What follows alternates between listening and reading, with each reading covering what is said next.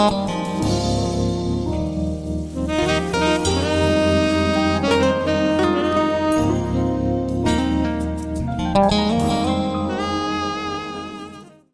morning, everyone. This is certainly the day the Lord has made, and we will rejoice and we will be glad in it. I was glad when they said unto me, let us go into the ethereal, cyber, virtual sanctuary. I am grateful to God that you are joining us on this platform so we can talk about innovation in technology. Who better to discuss and broach the conversation than our own Frankie Stevenson, the producer, and of course, Dr. Danielle Jennings. I am grateful to God anytime that I can present such gifted and anointed people, particularly those who have the insight and the ingenuity and the acumen to instruct and to teach us and take us higher. It's very interesting how our world has emerged and have evolved during this time of pandemic. There's a time where I thought that technology, and of course innovating in the midst of this technology, or should I say this technological age, I would not have embraced it because I didn't see the benefit in it in my ministry. But as God would have it, I am attempting to take this new wine and pour it in a new construct or a new container. And God has blessed me. He has surrounded me with some very gifted, talented, capable, insightful people, two of who will be teaching on this platform and this class on today. So when I think about innovation, when I think about technology, I think about essential and non-essential. And there was a time even in church history where there was a question surrounding essential and non-essential. It became necessary to define doctrines which separated Christian from non-Christian in that era. And we have that same type of chasm being created today. But I am in hopes that this teaching, this seminar will help bridge the gap. And I'm also in hopes that it alleviates all of your fear, your trepidation, all of your apprehensions about embracing this new time, this new season, this new era of technology, particularly in the highway church. So listen, let's go in now and let's learn as much as we can learn so we can be better believers and that we can not just be a blessing to the ministry, but also hopefully and prayerfully, this will be a blessing to your life. All right. God bless. I love you and I will continue to love you to life. Receive at this time Dr. Danielle Jennings and also Frankie, the producer, Stevenson. You're going to enjoy this. God bless.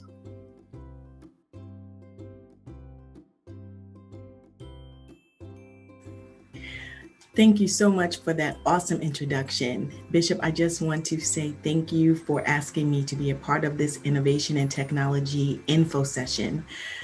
Just give me one moment and I want to share my screen.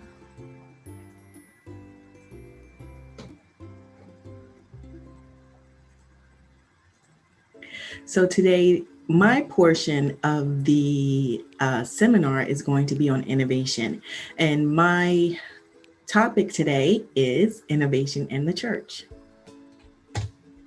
So I wanted to give you a quick introduction about myself. I have a doctorate of business administration, specialization in business intelligence. I have an executive MBA and a bachelor's of science in information systems with a specialization in database management. My experience in regards to innovation. I am a business analyst. I work in IT. I also work in robotic process automation, and that's where technology is going in terms of where chat bots are used to help improve processes and to make engagement easier. Also, artificial intelligence, as well as business intelligence. I have been a business consultant for about a little over 15 years, and I have coined myself or named myself the creative problem solver. I'm also a professor of business analytics as well as statistics. So today, what are we going to discuss? I'm going to discuss the impact of COVID-19 on the church, what's in our future, what's innovation, types of innovations, and next steps. Just give me one moment. I just want to move this up here. Okay, awesome. So the impact of COVID-19 on the church. Who would have thought, never in a million years would I have thought that we would see where the actual church building has been closed. I never thought that there would be a time when the CDC would have to determine which businesses are considered essential. And what blew my mind was that the church was not considered essential because of the impact of COVID-19 and the way it was and is affecting everyone in terms of our health and the health risks. And we saw that businesses were closed, and watching on the TV how, businesses are concerned because they weren't able to make money. And if they aren't able to make money, they cannot live. Who would have thought that wearing a mask would be fashionable, and that toilet paper would be a commodity, and that homeschooling would be the norm? This year challenged our faith, and we learned the very fine line between fear and faith, and that if we could succumb to what's going on around us, that we can easily fall over into that space of fear. And as we begin to move, the church realized, those churches that had the capability realized, if we were going to stay open, if we were going to stay in touch with our members, we had to get on social media. And a lot of churches up their Facebook game, their Instagram game, Twitter, and social media was that first step towards innovation for a lot of ministries that weren't used to using them. And so what is truly the future? And I really had to think about this. And this week I had a conversation with someone at my job. And a part of my job as a business analyst is to help, we call them the business, or whoever's looking to implement the technology, help them assess whether or not, number one, the technology is the best fit for what they need, helping to identify the vendor. And I was speaking with someone who was a part of the building leases for the company. I work for a global pharmaceutical company. And during the conversation, he says, well, Danielle, I need you to give me the break-even point to determine whether or not, this technology would be beneficial in the short term. And I said, well, in order to give you that break-even number, one of the things that I'm going to need to know is how many building leases do you anticipate in the future within this certain period of time? And he said, honestly, Danielle, I have to be truthful. I don't know, because COVID has impacted the company in such a way that, number one, no one is going into work now. Everyone is working from home. Recently, a survey went out to find out from the employees whether or not they actually want to return to work. And if they do return to work, it would actually be at only 30% capacity, meaning that when people do go into the office, they would have to pre-register for a desk. So COVID-19 is truly changing the way business is done. Now, I know that some people will debate whether or not church is considered a business. I say it is, looking at the components of a church, because you are servicing people, even though it's a different type of service than, say, a pharmaceutical, retail, or an accountant, but you're still servicing people. And so we have to be proactive and innovative in how we think about what the future will look like. I know I've had conversations with several pastors within the past few months, and the concern was that, number one, whether or not people will want to even return to the church. So COVID-19 has actually presented a challenge for the church and for the world, and how we're going to move forward and what it's going to look like. So for me as an analyst, if I'm thinking in terms of the church, I'm thinking, how can the church continue to be relevant? How can the church continue to be essential in meeting the needs of their members and the people within their community? And that's where innovation comes in. So what is innovation? Merriam-Webster Online says, innovation is, number one, the introduction of something new, or a new idea, method, or device. And I would like to add to that and say innovation is also making a change, changing a process that could be innovative, and that is innovative. So innovation, it is something new. It's also changing an old process, and it is a new idea, method, or device. And as we can see here, innovation, it can touch every part of the organization. And we're talking specifically church organization, but if you own a business, innovation touches every part of your business in terms of technology, goals, ideas. It's a whole new way of thinking, and it's a whole culture change when you really truly talk about innovation. And because I have limited time here, I do not have time to really break down what innovation is and how it can impact a business or church. But I do want you to know that it impacts every part of the organization, and also the success of the organization in ensuring that you stay afloat, and not only stay afloat, but you are able to thrive in challenging times and in changing times. All right, give me 1 second. I just want to move this over here. Okay. So one of the ways that churches and businesses can be innovative is by having a business continuity plan. When I help someone or a department on my job create a bot to do a specific job. Now, typically bots, they're automated, and they can actually mimic the movement of humans.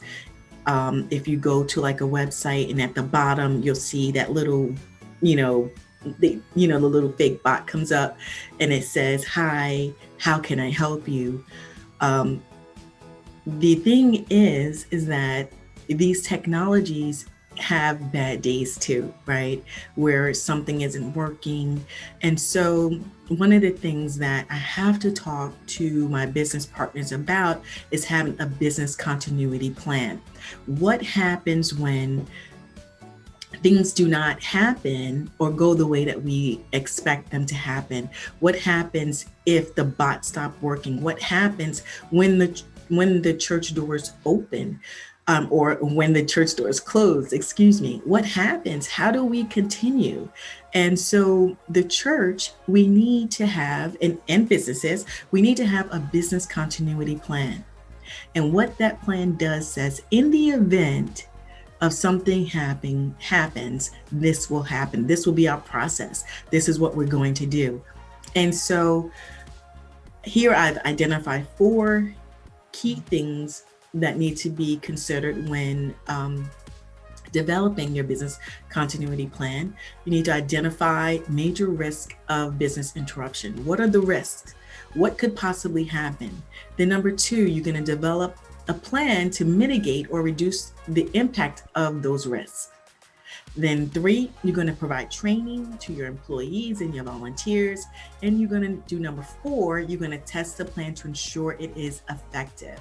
And again, this is important for every church, regardless to whether the level of technology that you're using, but you want to make sure that the church is able to meet the needs of the people.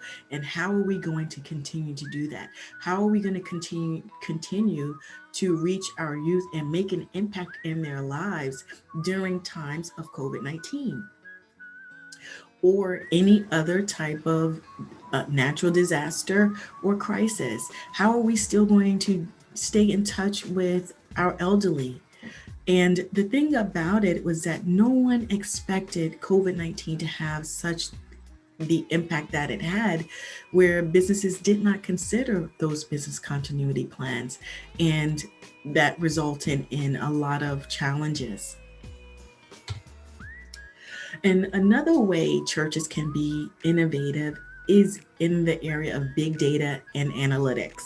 Now, this is my area. This is the area where I got my specialization and my doctorate is big data. You know, currently churches are using Facebook, Instagram, Twitter to connect with their members. They're having services online. You have the worship team, and all of that is great. What big data does, big data takes a look at the back end of things, right? So what are the analytics saying? More than to say how many people are commenting, right? Big data analytics says who's logging on, how long are they logging on, are they watching till the end? You can get demographic information. Are you now, because you're online, are you getting another demographic that you didn't know, that you would not normally get if you were in your church? And that information could help, because it could help you determine, okay, if I'm getting this particular group now, what can I do differently? Or what can we add into the service that would align with or help meet their needs? So big data is important, and big data is everywhere. And another area is the website, the church website. Identifying, number 1, how many people now are coming onto your website? If you have a search field, how many people are using that search field, and what are they searching for? That information is vital in determining what are they looking for, what content you can add to your website to help meet their needs or to help provide resources. It can also help you determine, make decisions about the ministry and how the ministry can expand. All of this is information that you can use to help determine how to better meet the needs of those that you are shepherding, and even those you're shepherding virtually. There's so much data out there. When I teach my class, I explain to them, when you go to the supermarket and all of a sudden you're getting all of these coupons and you're like, wait a minute, how do they know? They're using predictive analytics at times to determine what you may purchase based on what your purchasing habits are. So that same information and data can be used to help churches to make decisions on how they can service their members and their virtual members, and also can grow their ministry in ways that they have never known before. So I'm going to leave that alone because this is kind of like my topic. I could really dig in, on this, but because, I'm trying to stay, I'm trying to stay quick and give you just, the basics. But really, big data, this is something that churches really need to use so that, again, you can make actionable decisions. And another way churches can be innovative is by using a chatbot. Just think today, people go to your website, and if they need to, they have a question, a basic question, or they want to leave a prayer request or whatever, they go on and then they have to email someone. Then the church administrator has to go and either forward the email, the request to the individual. What if there was a chat bot on your website that would allow you to program certain information so that chatbot can help people to your site? That's increasing the engagement on your site, which would be incredible. And if you want more information about a chatbot and how that can impact and make a change in your ministry, how it can change the way that you communicate with people, then please let me know. My information will be at the end of this workshop, because chatbots can be used to, number one, provide, just say hello. It could, if they want prayer, it could direct them, either give them it could be programmed to give them a prayer, or it could be directed to the right person. There's so much that can be done with chatbots. So again, if you want more information, my information will be at the end and we can definitely discuss that further. Translation. This is huge, and I will tell you why. Because you're on Facebook, because you're on Instagram, Twitter, you have the opportunity to touch people who may not speak the same language as you.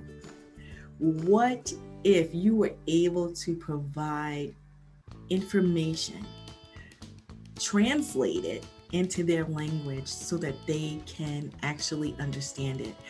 Again, I work for a global pharmaceutical company, and one of the things that they're looking at is being able to have the help desk speak to whoever's calling in their natural language, because they understand the importance of being able to making people feel comfortable.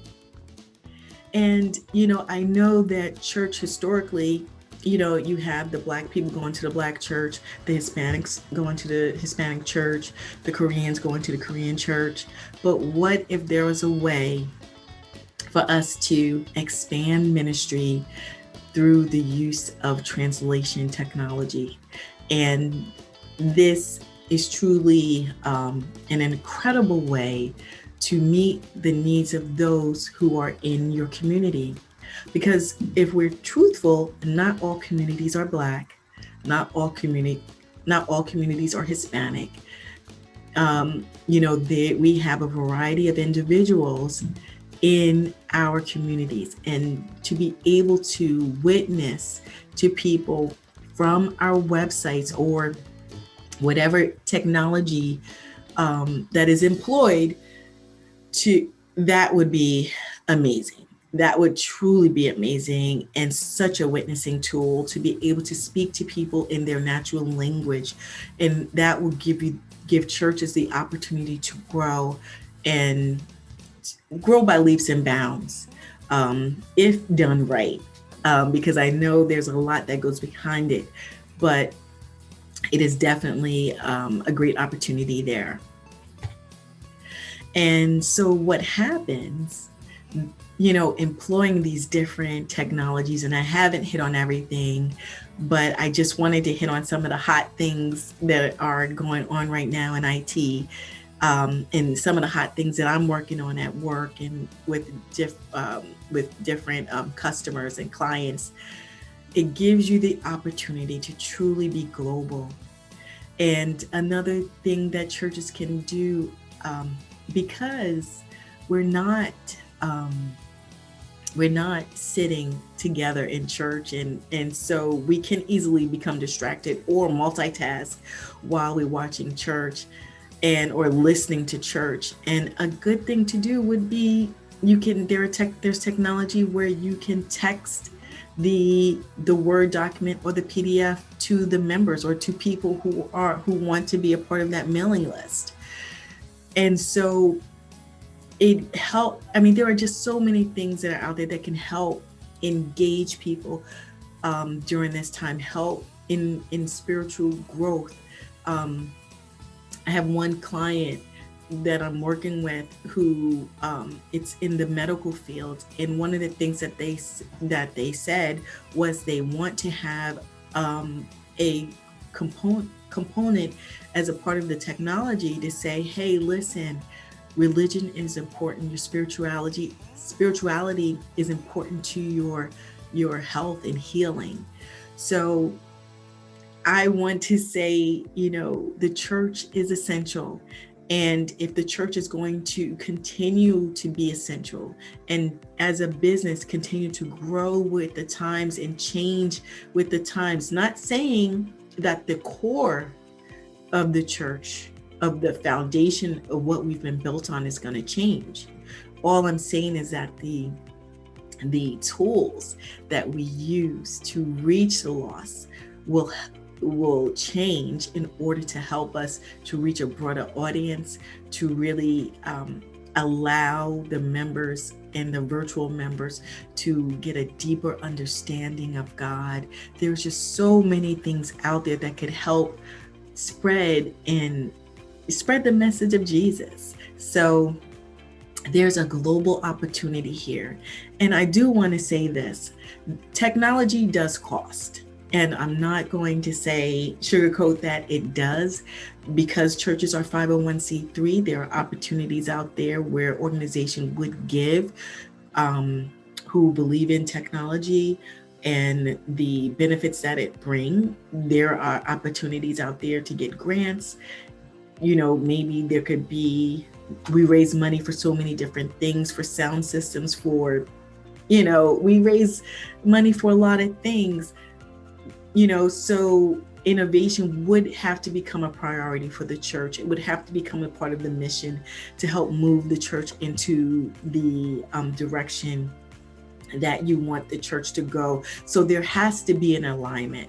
But I do not think that if this is something that you want your church to do, that it has to be put on the shelf or become fearful. I believe that, with planning, and with proper planning and strategy, that it can happen. It can definitely happen, even if you take small steps, but it can happen.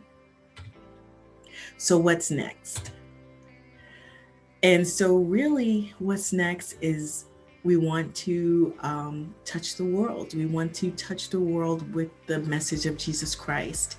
It's no longer, COVID-19 has made it where it's no longer about me and my church. I know people who tell me, listen, I go to 5 different churches Sunday morning, and by X amount of, by X o'clock, I am done.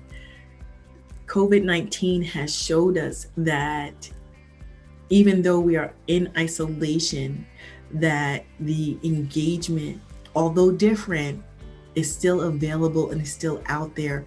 And now the church is a part of that global universe.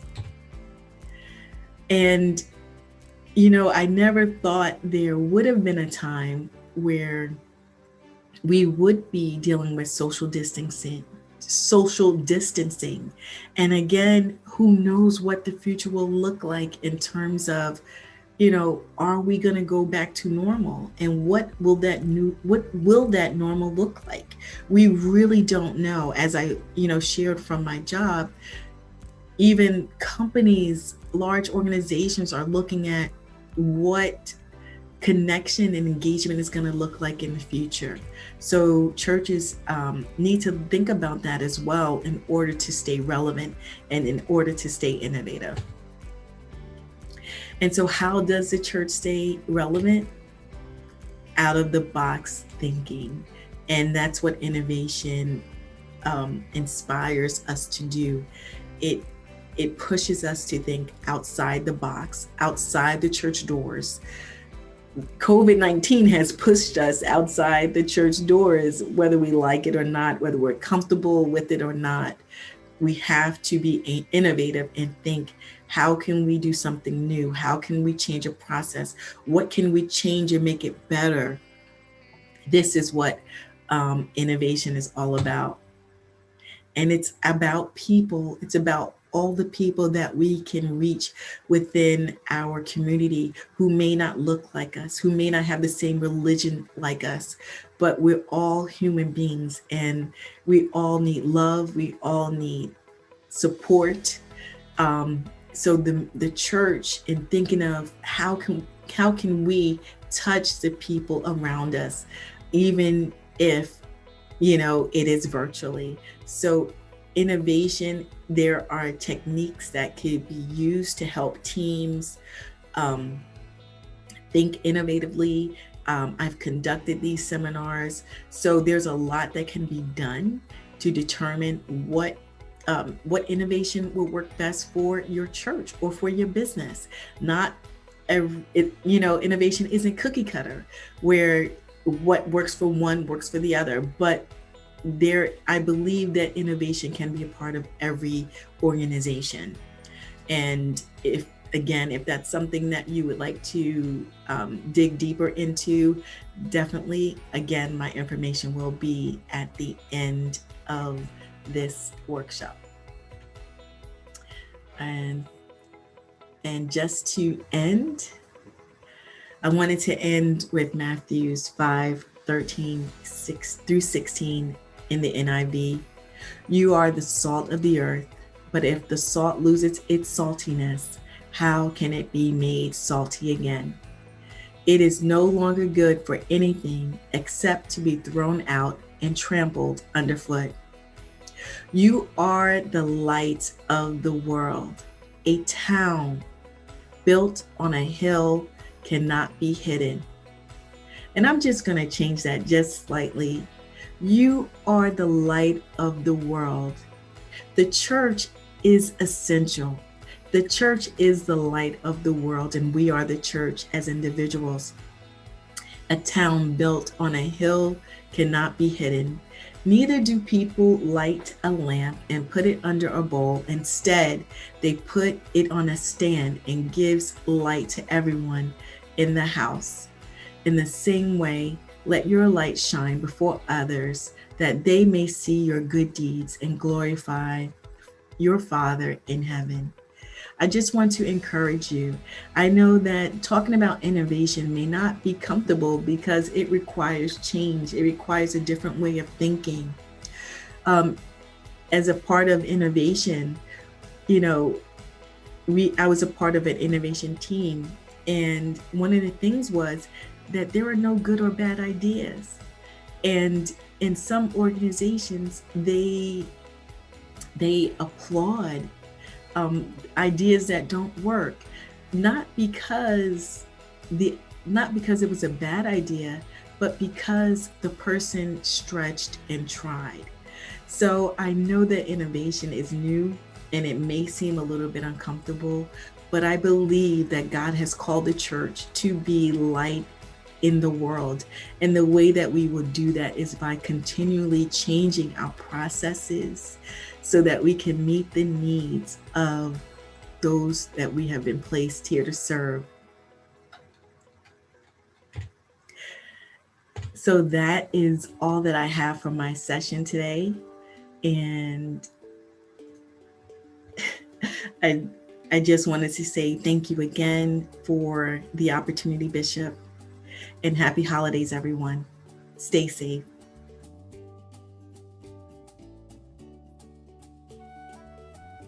Hello, everyone. Frankie, the producer here. I'd like to thank you for tuning into the technology portion of our info session. And first off, I'd like to thank Dr. Page for giving me this opportunity to be able to present this information to you, and to Dr. Danielle Jennings, who did an excellent job explaining the innovation portion of our info session.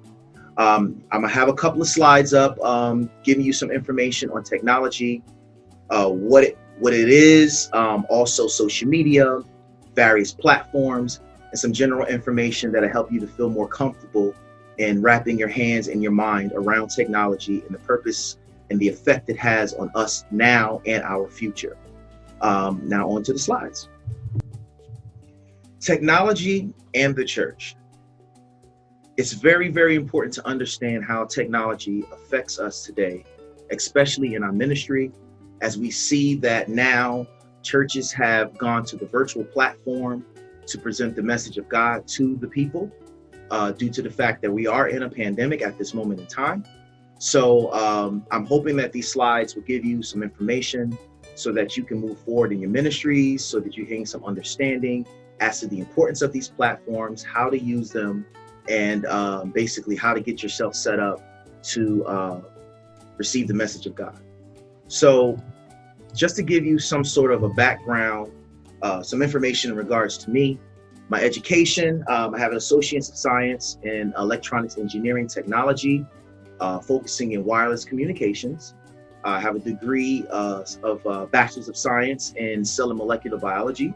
At one point of time, I wanted to be a bariatric surgeon. So it's kind of a left field, but I ended up in IT because of my dad, who's also a land engineer for the county. I've gained a lot of experience through hands-on training from him and working out in various corporations throughout my career. I have 15 years of experience. Currently, I am an infrastructure architect. So I do a lot with Microsoft, VMware, which is basically a virtualized platform to be able to run virtual machines in an infrastructure, taking physical machines that have been known to take up a lot of space, cost companies a lot of money, generate a lot of energy in data centers, and to now taking 100 machines that may be physical, tangible, something that you can actually touch, to now having 2 devices and be able to run hundreds of thousands of machines simultaneously without increasing the cost within a business. I support businesses, I support executives all across the United States, working for these various companies, and I continue to do that today. I have a strong background in troubleshooting due to the fact that I started early in the DOS age up to our Windows age that we're in now. We're dealing with, Server 2019 and all these various operating systems that are out today. I actually have a lot of experience troubleshooting, debugging all throughout my career. So this right here sums up some of the stuff that I've done in my career that allows me to be able to interpret and to be able to accept and take in technology from a different angle and to be able to apply those concepts in today's time. So a few topics of discussion, as I stated previously. What is technology? How does it affect my day-to-day life? Why are people afraid of technology? What can I do to increase my knowledge? What is internet? What are platforms? What is social media? What types of platforms are there? What is web broadcasting, and how do I get started? Many of these topics today come up. We hear the various words of cloud and social media, and we're going to the web. I'm hoping that with this explanation, you can understand these concepts, these different ways of understanding IT and how to use them as it pertains to today's time. So what is technology?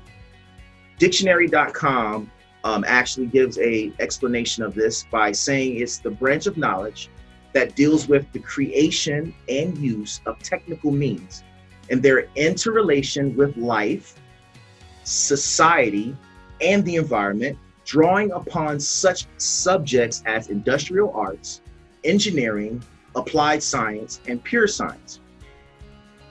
It's also the application of this knowledge for practical ends, the terminology of an art, science, etc., technical nomenclature, a scientific or industrial process, invention, method, or the like, the sum of the ways in which social groups provide themselves with material objects of their civilization.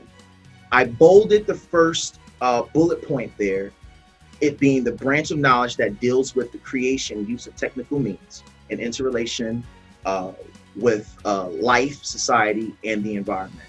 I think that's an important or really a good definition as to what technology is, because it does require some form of knowledge and some form of understanding to be able to use various technologies to serve certain purposes that we need in today's society.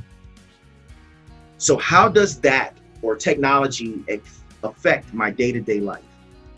Technology has an impact on everything around us. Computers, cell phones, email, cars, washing machines, televisions, credit cards, music, working out.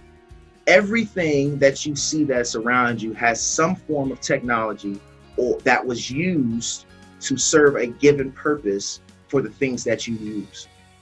Computers in themselves, I mean, it's a physical device that you type into to check your email. All these things work together to allow us or support us in our day-to-day. Cell phones, we use them on a regular basis. We use them every day, but we don't understand the background as to how they're made. We just know that when we press the numbers on the phone, that we can dial out and people can hear us. But there's all forms of technology and different ways in which cell phones actually work, from being able to be in a certain cell and messages and phone calls and people being able to locate you in different areas. Like even the 911 feature that's on everybody's phone, you have to have your location turned on. Well, they're able to track you using these various technologies, such as satellites that actually send information to certain cell bases and cell towers to tell where you are, so you'll be able to be found in the case of an emergency. So why are people afraid of this technology? Why are people so scared to dive into technology? To even some people that I know are afraid to even log into a computer because it leaves some sort of a footprint. Well, this is something that is necessary. I believe that every job right now, most jobs, people are required to log in. They're required to type their names. They're required to even have facial recognition in order to get into their workplace, or even using biometrics such as your finger to do fingerprint scans.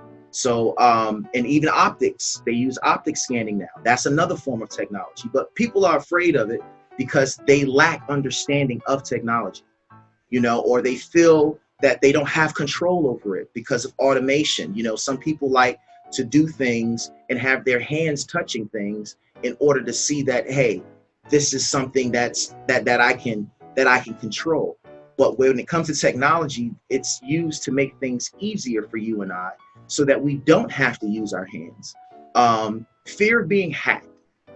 A lot of people that I know are afraid to use their credit card certain places, or they're afraid to use open Wi-Fi, which is very understandable, because of the fear of being hacked or identity theft. A lot of times you may see on television programs or even the news tell us that a bank was hacked, and so all the passwords and usernames have been exposed, and to change your username and to change your password.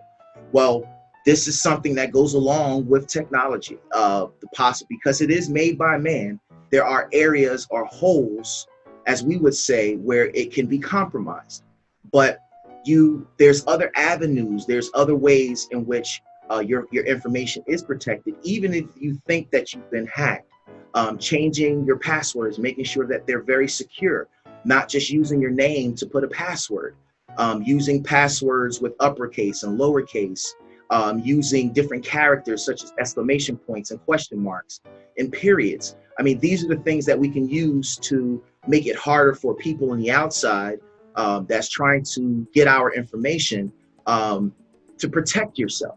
So these are the things that, you know, we should learn to be comfortable with. And I'm hoping that by the end of this presentation, you would feel more comfortable, or because you got some sort of understanding as to how this technology can work for you.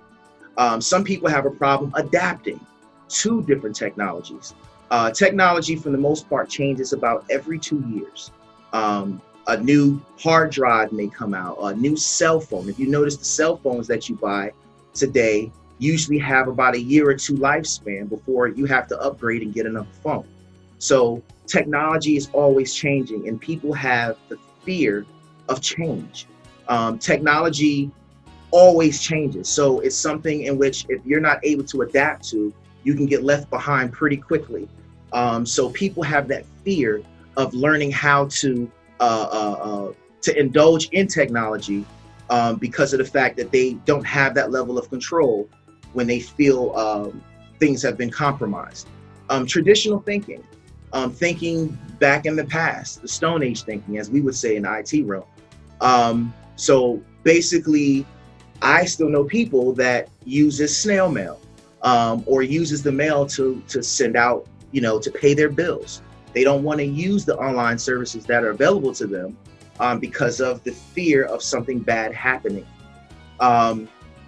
Older age people, they're used to their way of doing things, and it's worked for them for a long period of time, that trying to use something new outside of the box, it doesn't fit how they transact or do their business. However, I have seen experience within my own church, those of the older age that would now adapt to this form of technology so that they can learn to keep up with the ministry as we move forward through this pandemic. And the results of it is a wow, because they see that it's fun. Technology can be a lot of fun if you truly, truly understand how it can make your life a whole lot easier today. Mental and physical health. Some people get anxiety when looking at a computer screen for too long. It hurts your eyes. It has a certain effect on giving you headaches if you spend a lot of time behind the screen looking at these things, and looking at a TV for hours upon hours in a day. You can get a headache. However, that TV is another form of technology that we rely on every single day, along with our music. Isolation. Some people feel that like, because of technology, that they can't adapt. It causes them to isolate. It causes them to stay by themselves. It causes them not to communicate with people because of the fear of exposure. So, however, technology can still be your friend. Self-worth and a learning curve. Some people are slower learning newer things than others, which is totally fine. And in technology, I find myself having to be a lot more patient in explaining these type of concepts to people because they don't understand it. However, it's okay not to understand. As long as you're open to learning, you can actually advance in technology at any given time. So what can I do to increase my knowledge? Well, just like anything, practice makes perfect. Be encouraged to indulge and to want to understand what technology is and how it can work for you. Study and show thyself approved. If you don't know something, go to Google. Many of us use Google to do all various types of searches. Go onto Google and do search for technologies. What is technology? How can technology help me? But many times we don't realize that technology helps us every single day. We get sick, we go to the hospital, they lay us in a hospital bed, they run the IV in our arms. Well, that's all a form of technology. Someone actually crafted that device to be able to help you. So you're looking for that relief when you go to the hospital through your morphine. They run it through that line. That's another form of technology that's there to help you to feel better. You know, give it a try. What do you have to lose in regards to trying to learn something new by going up and signing up for a free program, signing into Facebook and learning how, to post a picture, learning how to be able to vet through the different things, learning how to do teleconferencing, learning how to be able to communicate with your family in this season that they may be miles and miles away living in various states, but you're able to reach them just like I'm reaching you at this moment right now via the web. And also find reliable resources. If you see someone that is open in technology, feel free to ask them questions. You can ask me questions. You can reach out, send me an email. You can reach out to me through Facebook, like many of the members in our church do. They reach out to me when they don't understand something, and I walk them through it. So that's something that's available to you. You can use me as someone else, but most of the time, I'm seeing today that the kids are advanced in knowledge with iPads and iPhones and cell phones and computers. So you can even ask your own kids to give you some help if you don't understand something. But try to increase your knowledge because it's going to be very, very, very important. So I want to start off with talking about the internet. What is the internet? Growing up as a child, I didn't have internet. We had to go to the library. We actually had to use the microfiche machines. We actually had to use the number system and the letter system to be able to find the books and stuff that we need. Well, today, you don't have to do that. You can just go to Google and type in whatever you want to type, and it'll pop up, and you can click and gain information just like that. So I like this saying here that's in blue. The internet belongs to everyone and no one at the same time. The reason being is because the internet is basically a big library of all different types of companies, all different types of data that's owned by internet service providers like your Verizons and your T-Mobiles, all of them that offer your Cox cables, the Fios that you use for Verizon. All that gives you the open door to reach out to the internet, or what many of us forget the term now as it used to be, the World Wide Web. And it sounds exactly just the way the words actually say, the World Wide Web. So you have a big web that all connects together, okay? And it's all across the globe. The way you can reach someone out in Africa or someone out in Antarctica is through the internet today. It's one big giant ecosystem consisting of a bunch of service providers that creates this huge mesh to allow you to share information at any given moment in time. So internet, it's very, very important because this is how we actually interact. And today, being in our homes, being shut in because of COVID, if we're following what the scientists say, the internet right now would be something that you can use to communicate with your friends. So on the internet, you have various platforms, okay? So Techopedia defines a platform as a group of technologies that are used as a base upon which other applications, processes, or technologies are developed. In personal computing, a platform is a basic hardware, computer, and software operating system, something that I mentioned earlier, on which software applications can be run. It's the physical device that you use that allows you to run all the various things that you use, such as your email, your Microsoft Word, your Microsoft Excel, as you see, a PowerPoint presentation. These are all the pieces that function or that on top of the operating system that's within the basic hardware or computer that we use. This environment constitutes the basic foundation upon which any application or software is supported and or developed. So what is social media?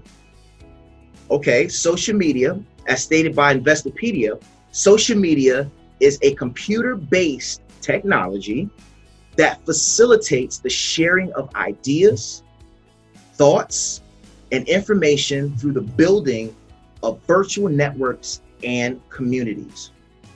So it's one big arena of platforms used by us to be able to reach the masses. Okay, many of us use social media to do our daily work, where you're actually on social media right now watching via Facebook and YouTube. So with that being said, what types of social media platforms are there? I've already mentioned Facebook. I've already mentioned YouTube. You have Instagram, you have Twitter, TikTok, Snapchat, WhatsApp, Messenger, Tumblr, Twitter, LinkedIn, Band, and there's plenty more out there that I haven't named. But the most common four you see people talking about mostly today is Facebook, YouTube, Instagram, and Twitter. Facebook, as you see, you can reach all your friends. You put your profile picture out there, you can type some messages. People that actually can respond to you, they can give you hearts, they can frown at you. I mean, there's different emojis. There's all these different things that you can use to express yourself socially, globally, to make it simplified. When Facebook was first released, when I was in college, back in the early 2000s, it wasn't like we see it today. It was only just for colleges. You had to have an active account. It wasn't for young people at the time. It was more of just college-based programming. And then later on, they went public. But it's a very powerful tool that can be used to express yourself and to also create a business, or to get your business out there among your friends. So that's one form of technology that's very, very important, that we must use today in order to even grow our businesses. Most businesses actually take their information, and once they develop a product, once they want to move their business with whatever they want to change, they take that information and what do? They dump it out onto a social media platform so that you and I can understand the message of it, either buy the product, either comment on the product, or even just give it ratings. So that's an important piece to understand, that social media is not going anywhere. Social media is something that you either have to gonna adapt to, or basically if you choose not to get on it, you're gonna lose connection with a lot of your family and your friends that are using these platforms to stay connected to everyone in the world. What is web broadcasting? Well, it's taking the information that you see, the data, any form of presentations that you may have, and letting everyone in the world experience it. Now, many times on Sundays, on Wednesdays, on Saturdays, or a day just like today, you will actually have a form of web broadcasting taking place right before you. When you see Dr. Page get on his platform and he speak, you actually are watching it through the World Wide Web. So you're broadcasting through the web. So we use Facebook Live, we use YouTube Live, they have Instagram Live, Twitter Live. If you are a gamer, you're going to use an application or platform called Twitch. You have Zoom teleconferencing, and you also have GoToMeeting. These are various platforms that you can use to facilitate your web broadcasting, and it's something that is necessary in today's time. So how do I get started? Well, simply you can go to any of these things or any of these applications on the web and just simply sign up. I mean, they're free. You normally will see a little button that says you can sign up here, or if you don't have a login, you can actually get your login here, and requires you to have some form of an email.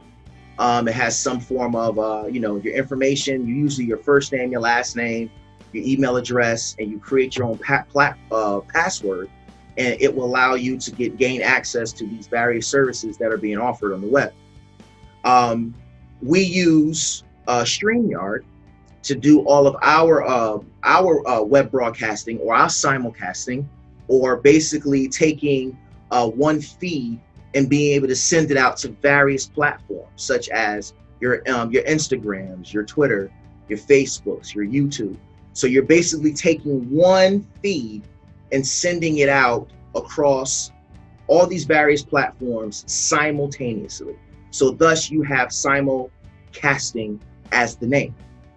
There's a bunch of applications that allow you to do this. As I stated already, StreamYard. You have Switcher, which is more of an Apple-based product, which allows you to use your iPhones, anything Apple-based, and be able to use them as separate cameras. And you are allowed to switch to each device, thus the name Switcher, to be able to do your broadcasting. You got Vimeo, you got OBS, which is very common today. A lot of people like to use OBS. It's a little bit more intricate in regards to setting up, but once you got it set up, it's phenomenal. You got Social Live, you got vMix, and you also have Wirecast.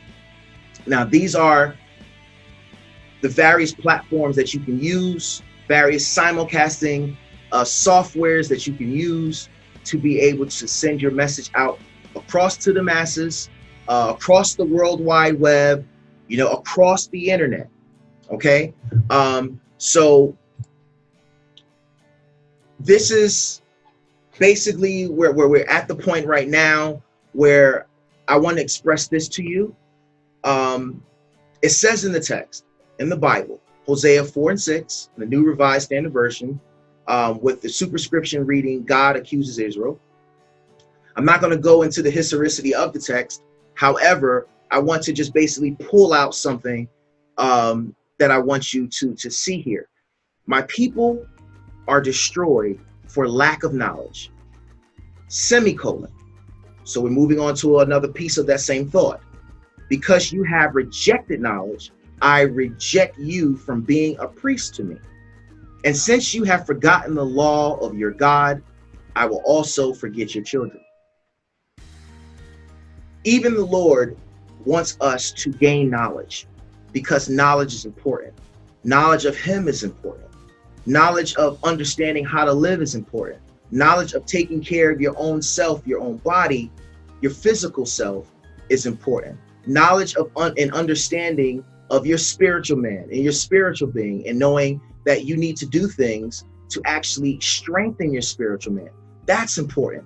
Knowing your text, knowing your Bible, so that you be protected against all of the fiery darts of the enemy. That's important. If you don't know the word, you will be destroyed. And that is basically the crux of that message. But I want to now turn it into the 21st century of looking at it from a technological standpoint. If you reject technology and learning about it, refuse to keep up with the times of this season, you would make it harder for yourself in growing in this season and staying up to date with what is going on in your church. Most of your churches now are using these various platforms that if you are afraid to use, you will miss the message. The message that you can't go to the brick and mortar to receive at this time. However, you have to rely on technology. You have to rely on internet. You have to rely on Facebook. You have to rely on Twitter. You have to rely on Instagram. You have to rely on various forms of technology so that you can be spiritually fed in this season. So I want to encourage you today, as I wrap up this presentation, I want to encourage you today to love technology. I know that there may be a few things out there that will push you away in regards to technology and how it works. But the only way you will understand how it works is if you give it a try. So be encouraged to go out there, to log in, to do some searches, go to Google, put in some information, ask some questions to Google, and Google actually would give you answers. Go to Got Questions. They would give you answers to some of these common questions that you may have, or feel free to reach out to me. I will actually reach back out to you and answer any of those questions that you may have in regards to technology, even if this is logging into Zoom, learning how to log into Facebook if you don't already know. But majority of you already know how to use Facebook, and majority of you know how to use Instagram. But all the other platforms out there can be of great use to you too, depending on your business, depending on your style, depending on how you want to communicate with the world. Thank you for tuning in to the technology portion of this info session. And I hope that what you received from the innovation side, along with the technology side, will be able to marry those two together and to be able to move forward in concepts, to move forward in thought, and to move forward in your level of understanding, and to not be afraid of innovation and technology within the church. Thank you so much, and God bless you.